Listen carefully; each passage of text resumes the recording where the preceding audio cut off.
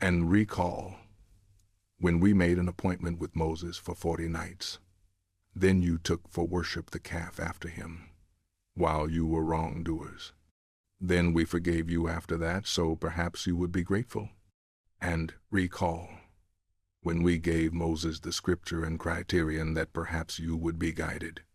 And recall when Moses said to his people, "O my people, indeed you have wronged yourselves by your taking of the calf for worship.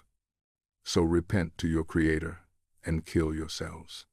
That is best for all of you in the sight of your Creator." Then he accepted your repentance.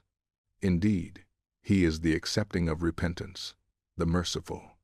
And recall when you said, "O Moses, we will never believe you until we see Allah outright." So the thunderbolt took you while you were looking on.